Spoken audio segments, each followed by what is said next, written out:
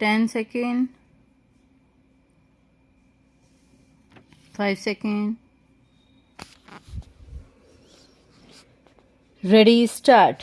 माननीय मंत्री जी, पंचवर्षीय योजनाएं सरकार द्वारा निर्मित वस्तुओं की अपेक्षित मांग पैदा करने में विफल रही हैं और केंद्रीय सरकार सार्वजनिक क्षेत्र के कारखानों को स्पष्ट लक्ष्य प्रदान करने में असफल रही है। विराम। ठीक 1948 के औद्योगिक नीति प्रस्ताव से लेकर मैं सरकारी कारखानों के इतिहास का अध्ययन कर रहा हूँ। विराम। पर बावजूद इसके मुझे इस बात का पता नहीं लग सका है कि सरकारी कारखानों का उद्देश्य क्या है, वे क्या चाहते हैं। प्रश्न चिन्ह पैरा। अमेरिका, ब्रिटेन, फ्रांस में भी सरकारी उद्योग चल रहे हैं। विराम।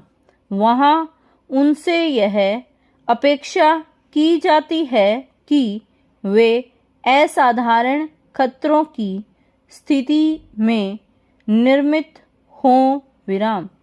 जैसे अंतरिक्ष तथा अणुशक्ति संबंधी कार्यक्रम को लेकर सरकारी कारखाने खोले जाते हैं, परंतु उन देशों में सरकारी उद्योग क्षेत्र अपने आदर्शों की पूर्ति के लिए निजी उद्योगों को काम में लाते हैं और उन्हें इस्तेमाल करते हैं। विराम पहरा। कुछ लोग कहते हैं कि सरकारी उद्योगों का उद्देश्य समाजवादी समाज का निर्माण करना है और राष्ट्रीय उद्योगों में आदर्शों की ऊंची गद्दी पर बैठकर वार्षिक प्रगति लाना है। विराम। चौथी योजना तक तीनों योजनाओं के कागज भी बहुत कुछ सार्वजनिक क्षेत्र के कारखानों के अतिरिक्त मांगों पर निर्भर करते आ रहे हैं। विराम। मैं पूछना चाहता हूँ, आदर्शों की ऊंची गद्दी क्या है और यह किस उद्देश्य से है। प्रश्न चिन्ह। मेरे विचार में सरकारी कारखानों को केवल लाभदायकता के मानदंड से मापना ठीक नहीं। हिंदुस्तान इस्पात को देखिए। विराम। इसका उद्देश्य था देश में इस्पात की आवश्यकताओं को दृष्टि में रखते हुए और अर्थव्यवस्था के आम विकास की आवश्यकता के अनुसार इस्पात की कई किस्मों को काफ़ी मात्रा में तैयार करना लक्ष्य था। विराम। यदि केवल लाभ के लिए यह कारखाना खोला गया होता तो इसकी शक्ल सूरत कुछ और ही होती। विराम पैरा।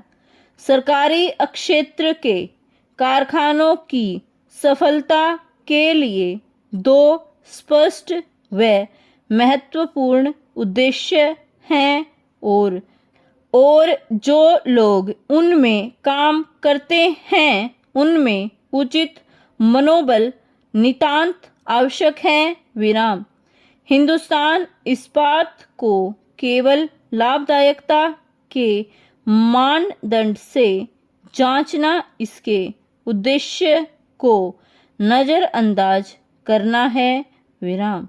जो सरकारी कारखाने देश की किसी वस्तु की आवश्यकता को पूरा करने के लिए बनाए जाते हैं, जैसे कि हिंदुस्तान इस्पात, ऐसे कारखानों में पहले तो लाभ होने का सवाल ही नहीं उठता।